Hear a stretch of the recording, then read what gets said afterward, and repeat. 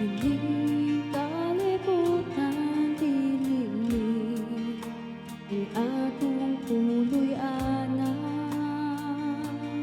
Kay akong usa ka lumalabay lamang. Ang atong puloy anan tua sa langit, sa atong Dios ianda. Suon sa imong gikawilihan, dinhi sa yuta nga punos kasalanan, puno sa kagubot o kapakiyasan. Igsuon dili ni ang atong puloy anan, adto ta sa langit nga aram kang puy-an. Diin wala na'y kasakit nga atong matagamtam. Dito ta ninyo mag-uban, kauban ni Jesus sa langit nga puloy-anan.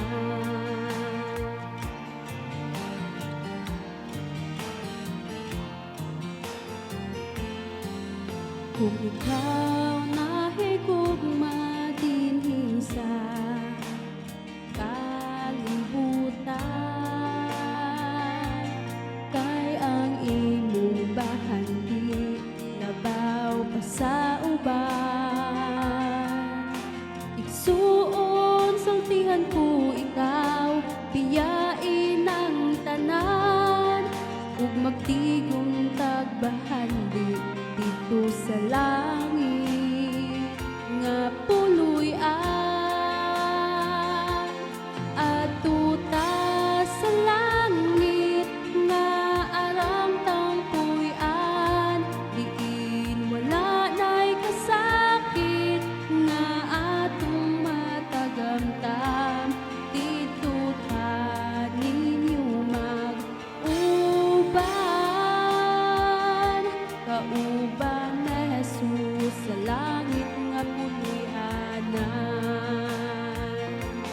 Adto ta sa langit nga aram tang puy-an. Diin wala na'y kasakit nga atong matagamtam. Dito ta ninyo mag-uban, kauban na Jesus sa langit nga puloy-anan. Kauban na Jesus sa langit nga puloy-anan.